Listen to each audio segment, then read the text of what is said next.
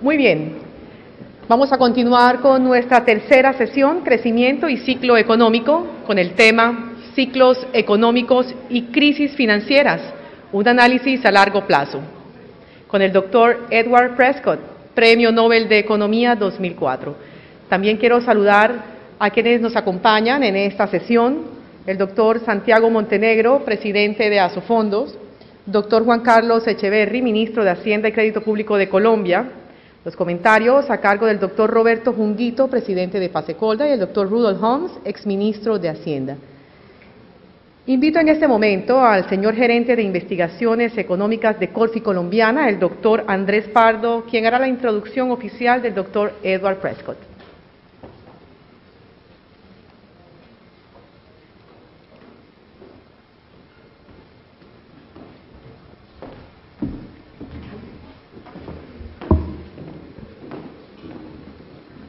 Buenas tardes.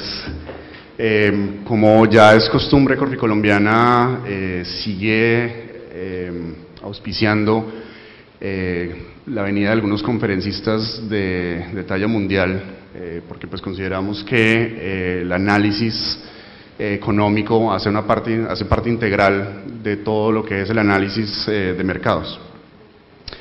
En esta ocasión pues tenemos el gusto de auspiciar la venida del profesor Edward Prescott. El profesor Prescott, pues como ya todos saben, ganó el Premio Nobel de Economía en el 2004, actualmente es consultor en el Banco de la Reserva Federal en Minneapolis y trabaja como profesor en la Universidad de Arizona. La pregunta que todo el mundo me ha hecho es, se ganó el premio Nobel, pero ¿en qué consiste lo que ganó? Brevemente, básicamente dos papers principales. El primero tiene que ver con las consistencias en política económica, en la cual básicamente con el profesor Kitland lo que trataban de demostrar o lo que lograron demostrar es que las políticas económicas que se toman en un momento determinado del tiempo posiblemente pueden tener unas consecuencias hacia el futuro que crean unos resultados que no necesariamente son óptimos. El paper se llamaba Reglas en vez de discreción, y básicamente lo que decía era que cuando la política económica entra a temas de discreción y no están siguiendo unas reglas que están establecidas, se pueden llegar a estos resultados que no necesariamente son óptimos en la política económica. Y el segundo tiene que ver con los ciclos económicos. Básicamente el profesor Prescott y el profesor Kitland sentaron las bases para el análisis de ciclos económicos, en donde lo que demostraron era que choques de oferta y cambios tecnológicos pueden crear unos cambios en el corto plazo sobre el ciclo de crecimiento económico distinto al ciclo de la tendencia, distinto a la tendencia,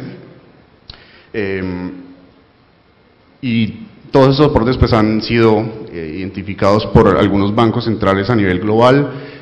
También sus principios fueron tomados por parte de los bancos centrales de Nueva Zelanda, Suecia, Reino Unido, para implementar política económica independiente del gobierno. Pues sin más, entonces dejo y abro la sesión para el profesor Edward Prescott. Muchas gracias.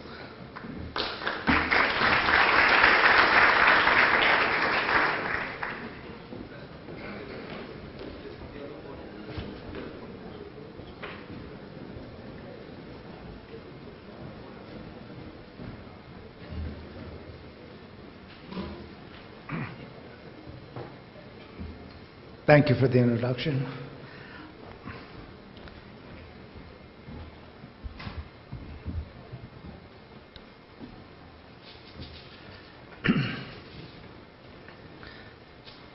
In economics, we've learned so much, but a lot of this we've learned recently. It is not diffused. Today it will, to an important audience. The points I want to make: most of the world economies are doing well. Exceptions: the United States and Southern Europe. Italy and Spain are pretty big countries population-wise, and are not doing that well. Of course, there's also Portugal and Greece. So I looked at the South American countries that are on the Pacific coast. Over the last 10 years, you're going to find out that they've been doing well. And they have narrowed the gap with the leader. They've been doing significant catch-up. But even Africa is becoming more stable and is beginning to catch up, though it's a long ways to go. I'm going to be arguing, I've examined the data and used theory, and the finding is that the economic problems are not due to financial crises, at least not directly. Financial crises are symptoms, not causes, of the current depressed state of the U.S. and the EU economies.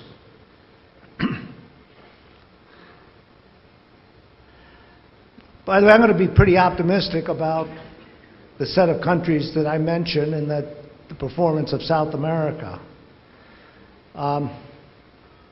It's not a spectacular catch-up as occurring in Asia.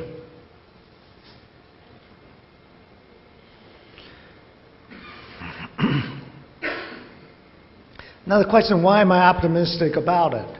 You just look at the Colombian people. And when we'll see some of the other South American states.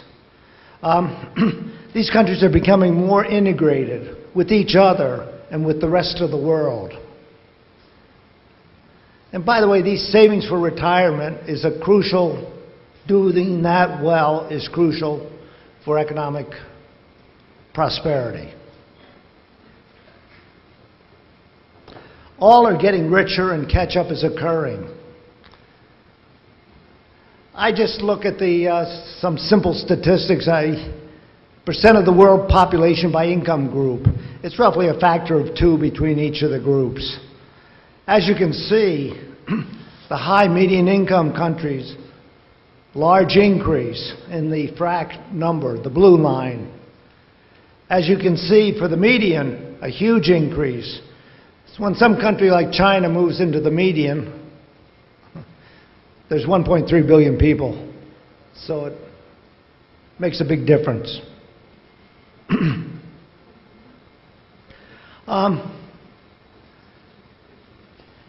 Things since 1980 has been changed a lot, and the incomes are coming across countries, are coming closer together. In the coming closer together are the poorer countries coming up, not with a minor exception recently, not the rich companies coming down. And I forecast by the end of the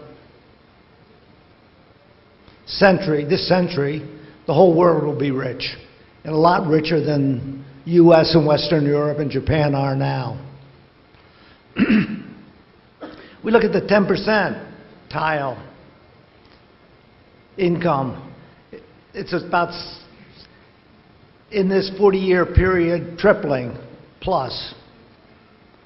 You look at the 50th percentile, nearly a factor of 5. Look at the 90th percentile, well, less than a factor of 2. It's a little bit over a factor of 2. But now, let's look at some of these countries you know a lot about. North America over the last decade, I picked decade because you get bigger numbers. This is a total decade growth. If you do annualize things, the numbers, you have to do a lot of compounding in your head, and this is easier to look at. North America.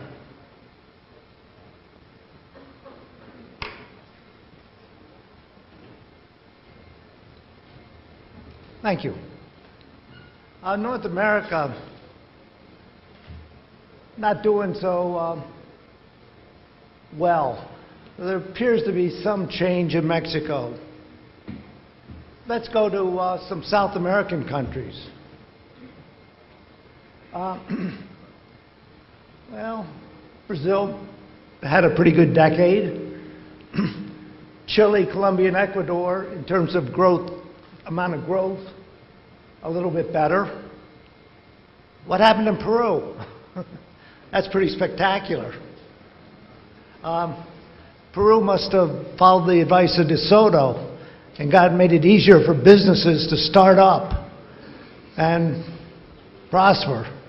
That book by De Soto, The Other Path, had a major influence on my research. It directed my research for 15 years. Venezuela, not so good. And I'm not so certain how good these statistics are. I think perhaps the problem in Venezuela is the government arrangement leaves something to be desired.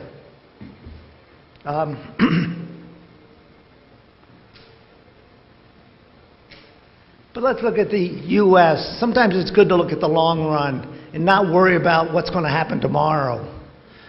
With the set up a pension system, you want to set up a good system which will serve society not for the next 5 years, not for the next 10 years, but for the next century or maybe even forever. The first is the long term, and the second is the recent picture. This is about 2% growth. Precise number you get is which purchasing power parity prices you use. With purchasing power parity, use a common set of world prices to measure these things. There was a Great Depression. All this was for the guns and tanks and planes and stuff in Europe. It wasn't private consumption. During World War II, you couldn't buy a car, a new car. They didn't produce any. You couldn't buy a new house. They didn't produce any except a few around new defense establishments.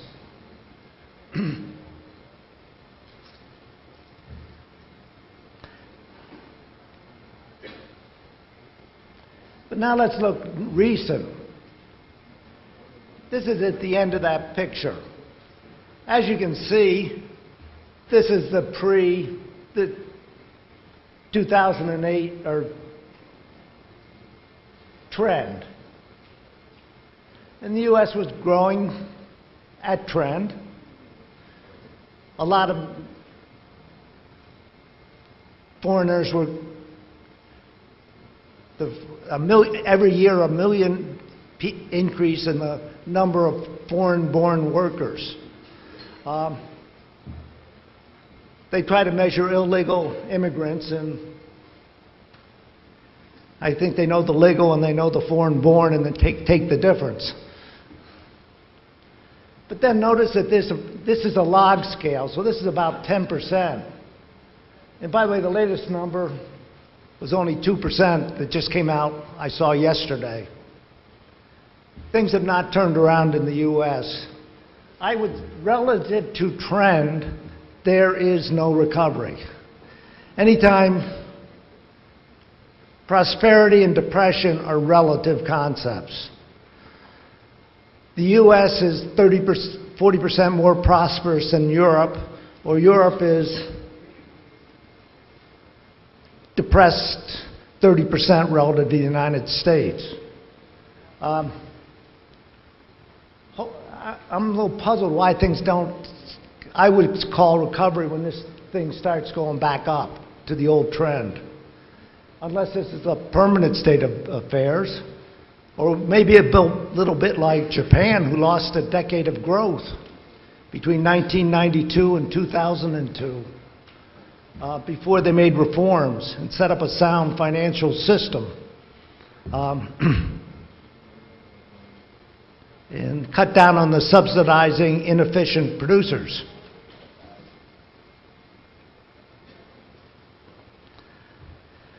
One of the numbers you can get fast, the GDP numbers come in so slow, and they get revised a lot. Why? New data. The census come in every 5 years, and a couple years after that, these are censuses of businesses. The censuses of the population, households, is every 10 years. But as you can see, a big drop. And then the amount of people working per working age person. So I don't want to count. In the 90s, I said Japan did terribly. US and Western Europe did well. Equally well on a per person basis. US grew faster because population increased more, not because of living standards increasing faster. Now I want to turn more to finance. You people are the experts in finance, and I've been working intensely in this area for, I guess I really started back in 2000 on this. Greenspan was talking about irrational exuberance, and I was at the Minneapolis Federal Reserve. We had to fill up a quarterly publication. So we sat down there and started looking at that from the perspective of economic theory. And some interesting things emerged.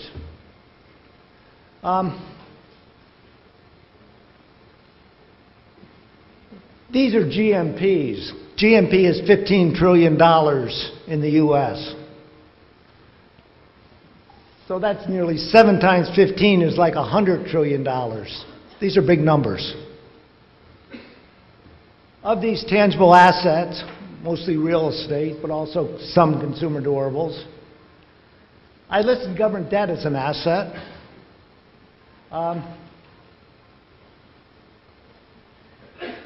don't include the part that's in the, this number's gone up a bit since then, and it's pushing close to 1. I include state and local government here. Private debt is a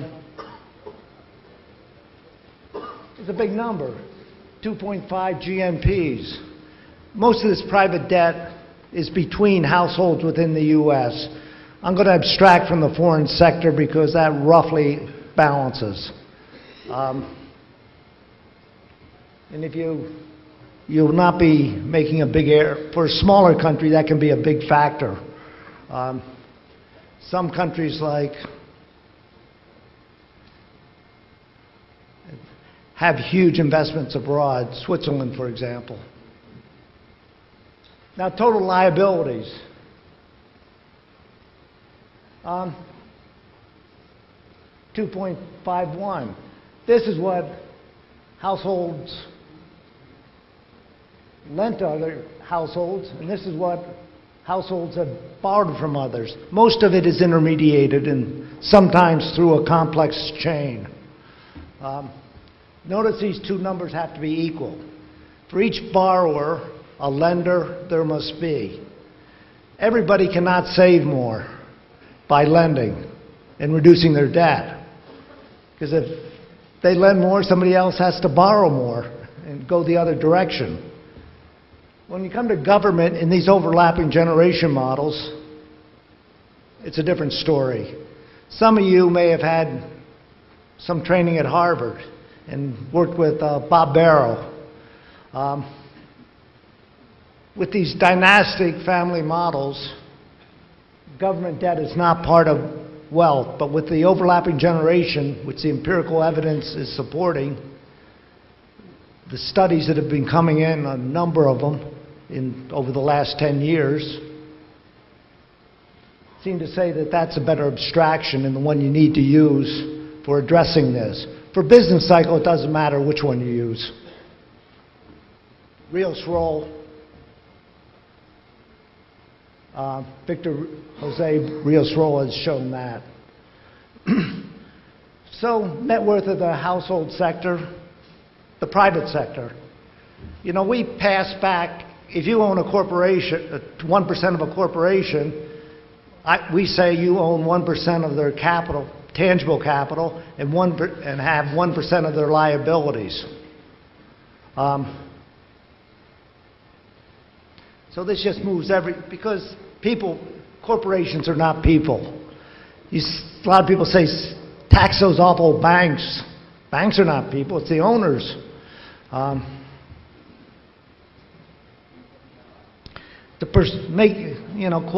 Corporations are a cooperative group of people getting together. Sometimes there's agency problem within there, and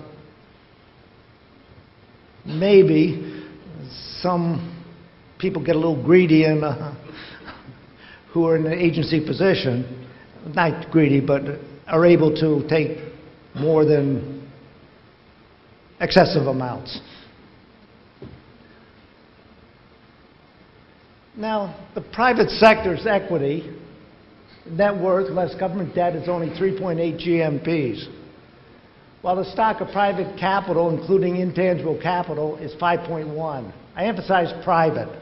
The government has another about 0.6 GMPs of capital. This includes land, inventory, consumer durables, as well as corporations. The value of corporations are about 1.2 or 1.3 GMPs now. At the peak in 2000, and it was about 1.7. But this discrepancy between this 5.1 and 3.8 is big. Why is the value of businesses less than the value of their assets, net of liabilities? I will be answering that question shortly. The answer. The market value of private capital is less than the stock because of taxes and regulation. De facto, the government owns a big chunk of private capital. If you have a fruit tree that bears huge amounts of, or let's make it oil. You have a lot of oil here. And suppose the government takes 90% of the profits. They're 90% owners. And the value of that asset will be much small. It would be 10 times bigger if they took none. There's a big difference between, well, when you take that intertemporal budget constraint of David Ricardo seriously, you learn a lot. This will be the only equations. The value of private businesses. 1 minus the tax rate on distributions, which were, until the early 80s, virtually all in the form of dividends in the U.S. Now they're about 50-50 between dividends and buybacks. Times T is tangible capital. The things that get capitalized. The prime means it's end of period. Or beginning of next. The fact that the government takes on tax and distribution is 50%, then they're 50% owners. The dividend tax rate in the 60s was up around 47% in the United States. This is the average marginal. You can get that straight out of IRS statistic of income data. Now it's more like 15%. Why? Pension funds, deferred compensation. And a little bit was due to the Reagan tax cuts. And some more was due to Bush reducing the tax rate on capital gains and dividends to 15%. This assumes all investment financed by retained earnings. By the way, I is intangible capital. This capital stock is as big as that capital stock. We're talking numbers like 1.2 GMPs. No, I'm sorry, 1.7 GMPs, and this is maybe even a little bit smaller. But the corporate profit tax is about counting state and federal in the U.S., is 40%. And you count this factor, effectively the government's paying half the cost of intangible investment by letting businesses expense it. And they're getting half the return. They're half owners. So that part does not show up in the private value on the balance sheets of the private sector. Because they measure those capital stocks directly, that's in the national accounts, and then you look at the market values, where they go out and sample the market of businesses and houses.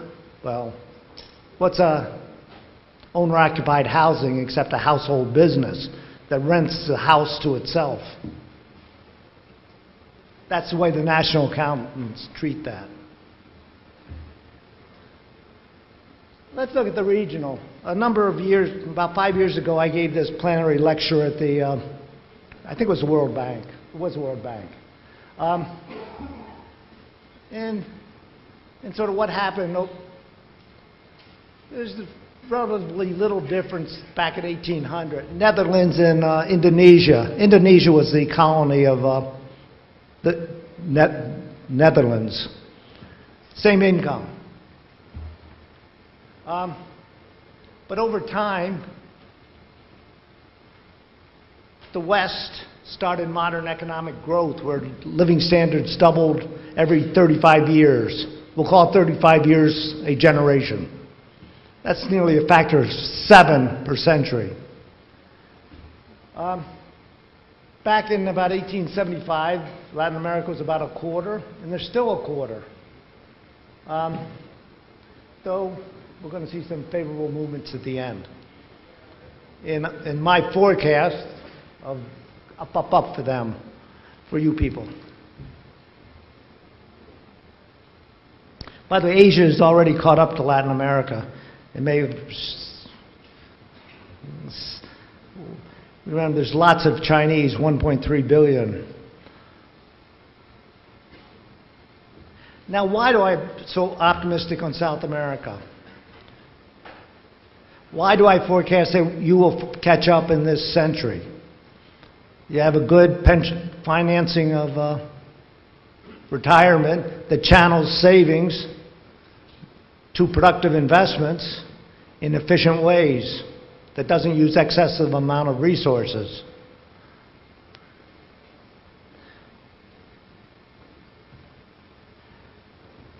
I find this example of Chile they were one of the leaders in setting up individual savings accounts in the early 1980s. Chile uses these savings to acquire American retailers in Chile. And these acquired retailers, Chilean companies now, enhance the know-how of these business enterprises. And they're big in Argentina. And I don't know, in Colombia as well, I just learned. They did this. These investments turned out to be good ones on average, which is good for Chilean savers, which is great for the people in the countries where they invested. And by the way, when the local people, retailers have competition from abroad, they get better.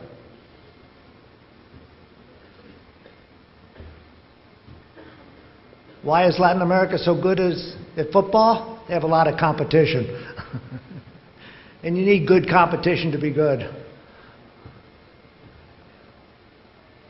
Advice. Invest in neighboring countries as well as your own. It's good for your people to have an equity position in your country. Don't write off North America, Western and Central Europe, and Asia as places to make direct foreign investment. Recently I was in Brazil and learned that they had made a number of sizable direct foreign investments. They're multinationals in China. If you look at the steel industry in the U.S., a lot of those firms are Brazilian.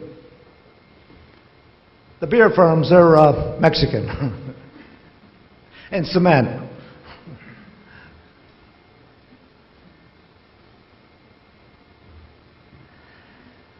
This know-how can be used in multiple locations, and openness has a great advantage there. It increases the amount of output you can get with the same amount of resources in the world. It looks like increasing returns to scale. From a mathematical, technical point of view, it's not. There's a separating hyperplane in the invisible hand works of Arrow DeBrew and Adam Smith. One of the pioneers in defined benefit contribution plans were American academics. Andrew Carnegie, in 1917, set up something called TIAA, Teachers Annuity, I don't know, Assurance Association, or something of that sort. That has done well over the subsequent period, including the Great Depression. Now,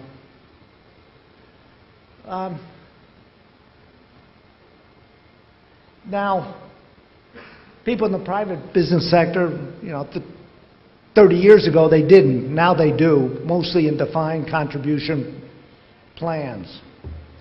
Some laws were changed in August of 2007 that permitted cash portable options and some technical things that you people know much more about than I. But this facilitated, it was not called age discrimination against old people like myself. It's a lot fairer system to the young people like most of the people here.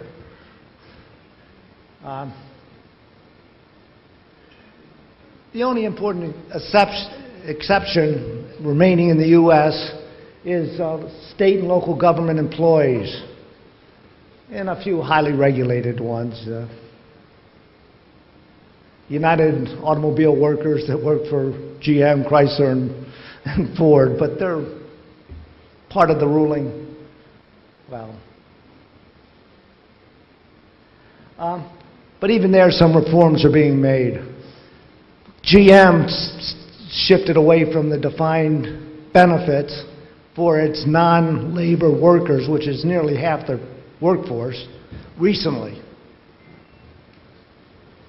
Already for the state level, Michigan, Alaska, and Washington, D.C. Washington, D.C. is not a state, but it's a district, have shifted to defined contribution plans.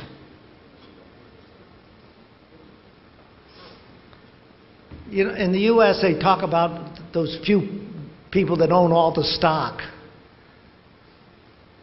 But who owns the stock? Pension funds and individual retirement accounts own about 75% of the U.S. stock market.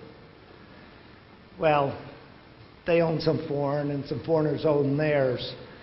They're the ones that have the vested interest. A lot of sole proprietors and small businesses are invested in their own company.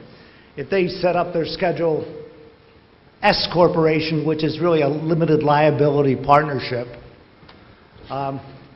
everything gets passed to the owners, and they pay tax like ordinary income.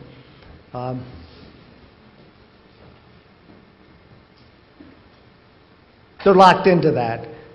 By the way, with the Schedule S corporation, to get the dividends, you've got to work for the company. If you own 10% and you don't work for it, you get nothing. This is just not owned by a few rich people. There's a few rich institutions, Harvard, Yale, and Princeton, and Stanford, that have their $40 or $35 billion endowments, most of which are in stocks. But when you add up all these non-profit institutions, it's not a huge percent. And I just combine them with the household sector. Now let's turn to this euro crisis. Have you sold all your euros? The euro went up a little bit relative to the dollar today. Why? I don't know. This crisis is the result of demographic changes. It seems to be that there is a shortage of needed savings opportunities. The fraction of the population that are retired, or the number of workers per retiree, has fallen significantly in Europe, from about 3 down to 2, and it's going down further. I just saw something that said in Japan it's going down to 1. People are having longer retirement periods. They're living longer, so they have to save more. We got to make those people work more. The Swedes have done something. They've indexed. They have mandatory savings in individual savings accounts. The Swedes have indexed their retirement age to the actuarial tables. By the way, everybody says, oh, the Germans are so great and fiscally responsible. Well, they should not have been lending to the Greeks. Why did they lend? They knew that they were their state probably told them to do it, the banks to do it. Why? They want to have savings opportunities for their old people who vote. But you shouldn't make promises you can't honor. Sometimes politicians put off to the next generation of politicians the problems. In these state and local defined benefit schemes, they have mandatory returns, and they make what I call an incredible assumption of 8% real return on these savings. I think a more reasonable number may be 4.5% real.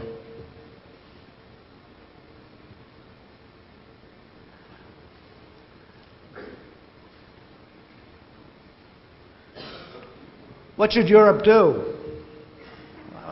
Tom Sargent, in his 2012 Nobel Prize address, points out that the U.S. did not bail out the member states in the 1840s. They all went bankrupt. A lot of the states went bankrupt. And every one, except for one, put in a balanced budget amendment to their constitutions. There was no collapse of output and employment associated with this failure to bail out. So what do I say? Let Greece go bankrupt. Somebody's going to lose. I think they're trying to hide the losses so that people don't understand what's going on. I like transparent systems. By the way, I don't think the U.S. should bail out California and Illinois. California's going crazy with and Illinois is raiding the pension funds. They used to be well funded. It won't be long before CalPER, that's the California Public Retirement Plan, the biggest stockholder in the world. Will they be raiding them? Hope not. What Europe should do is incentives needed to change so that people work a larger fraction of their lifetimes. The French work 30% less than the Americans. Half of that is the fraction of their lifetime worked. Half of that is the hours worked per working person. In the prime age, the employment rates are the same. They work 40 weeks a year. U.S. it's 46. They get 5 weeks of vacation. U.S. you get 2. They have more sick days. They have more holidays. One sick day is 1/5 of a week not working in these calculations. But some reforms are being made. They've upped some of the retirement. They're up to 67 in Germany. The U.S. is at 66 currently and is scheduled to march up. This is part of the 1983 Greenspan reform, when he was the head of that commission, where they cut dramatically Social Security benefits by getting rid of double indexing, phasing in these increases in the full retirement age that will occur 15 and 20 years hence, and also started taxing the benefits. You really should not look at the total benefits. You should look at the benefits net of the taxes you pay on those benefits. By the way, tax rates in Scandinavia are not as high as they normally say. They have a broad-based tax system. They tax all the transfers. And they have a pretty flat tax schedule. They just have basically two brackets.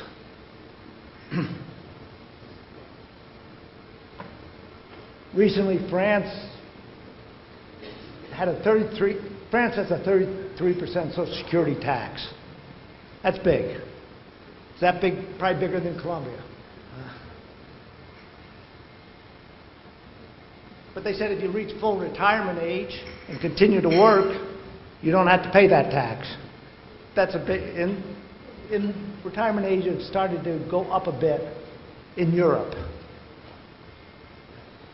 The Italians have programmed 11% of their GNP for retirement. It's only about 4% here and in the U.S.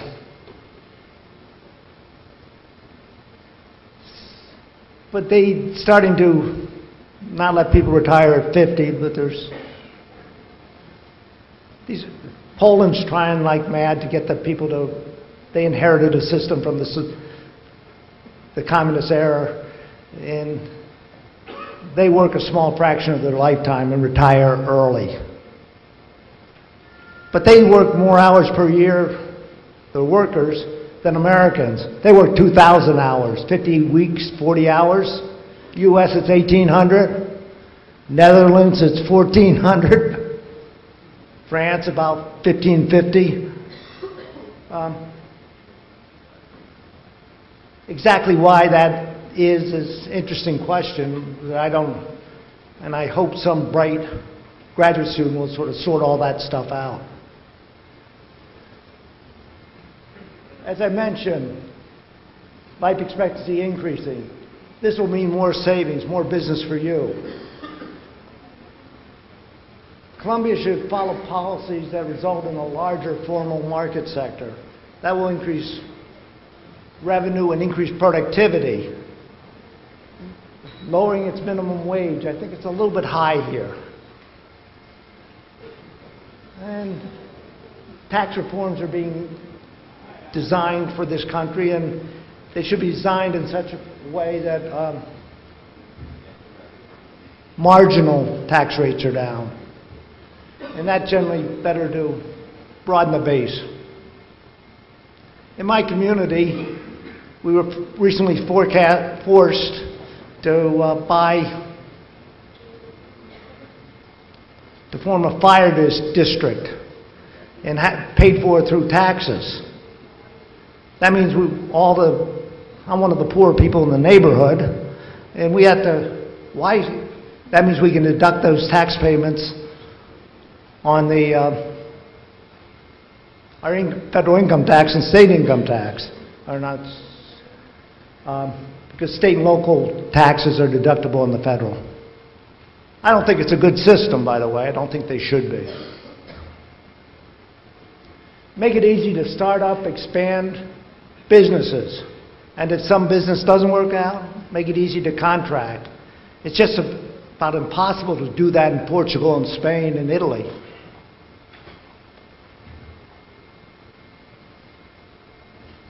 By the way, there is one problem with annuities. Mortality rates could fall significantly. And if there's promised benefits, that could make some of the insurance companies, annuity providers, insolvent. The solution is to design better instruments where there's more sharing.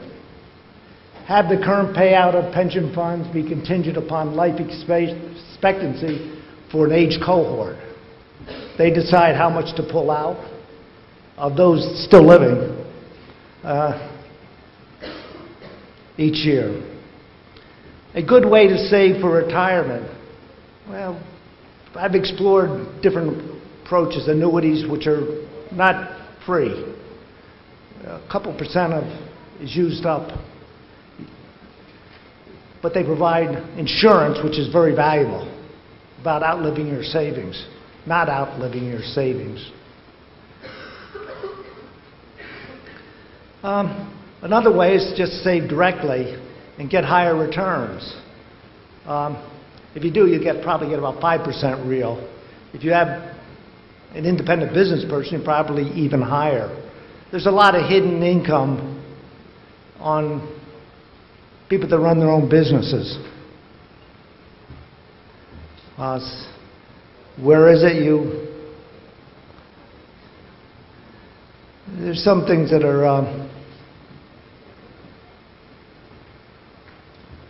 well, in the U.S. national accounts, they tack on 5% of GNP onto the proprietor's income for income that's not reported. You go to Italy, it's 25%. For Colombia, what is it? Peru? You may even be better than the Italians. I don't know. By the way, with this saving strategy, there will be accidental bequest, because you save based upon an optimistic, highly optimistic assumption about how long you live. If you have an accidental bequest, well, and you have children, they will probably won't mind receiving a little bit of funds. On the other hand, when you're an old person, and even if you don't have children, you know what, those people from the Arizona State University come out there and say, don't you want to contribute to this fund or that fund? And they give these old people attention. And when you get old, you need that attention. You know what, it's very predictable. Every year you'll get 1 year older. You can't insure against that. I say stock market is the safe place to save. It's the safest place to save, even though the stock market is so volatile. There is a strong regression to fundamentals, that equation I showed you. Expect an average real return of 5% in the stock market.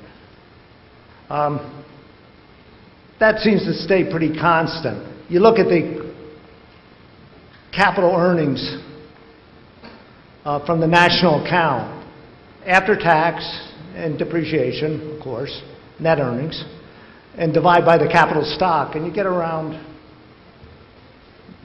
4.2. But then there's some adjustments that make it closer to 5. The debt gets less, but debt has some, well, if it's index debt, it's safe, but I can't see the interest rates going much lower, which would result in the capital gains in holding of bonds. An important fact, everybody cannot increase their savings by lending more and borrowing less. Private sector borrowing and lending must be equal. What I say to Colombia and neighboring countries, create a good business environment which fosters the creation of new business enterprises. A good system has workers moving quickly from where they're less productive to where they're more productive. Remember the identity. Income equals outcome. What is income? Income is claims against output.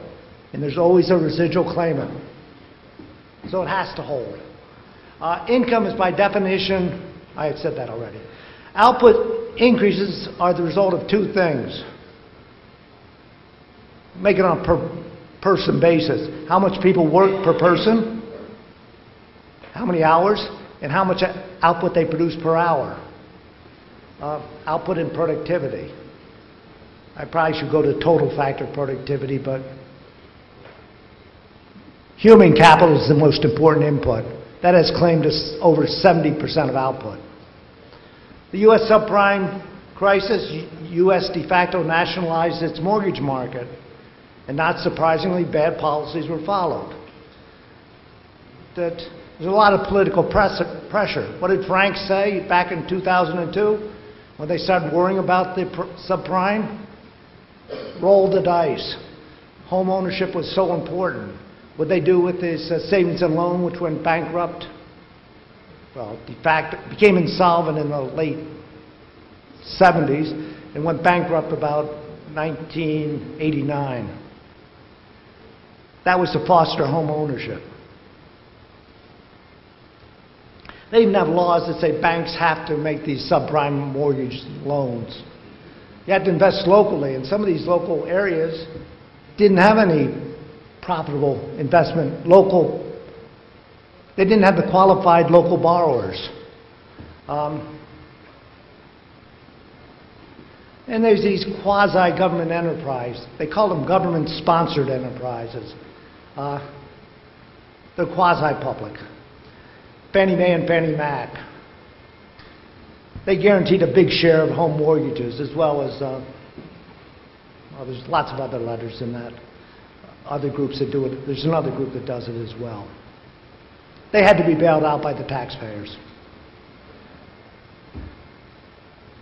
I mentioned this about the foreign sector earlier in the talk, so probably inappropriate to repeat. To conclude, Pacific South American economy should be open and compete across borders. Develop a broad-based private ownership economy. Defined contribution, foster defined contribution pension plans, as is being done. Don't subsidize inefficient producers. Why did Chile come roaring back from its 1981 crisis when all the banks went bankrupt? They set up a sound banking system, they set up savings plans, and what they do in Mexico? They're hit by the same shocks. They had foreign debt denoted in US dollars, and the interest rate went from about, real interest rate from about -5% to plus 10%, real. But Mexico used the banking system to subsidize inefficiencies. For each job they saved, it cost them 2. And they lost a decade and a half of growth. Well, I'd like to thank you for your attention, and if there's time, hear your comments, criticism, and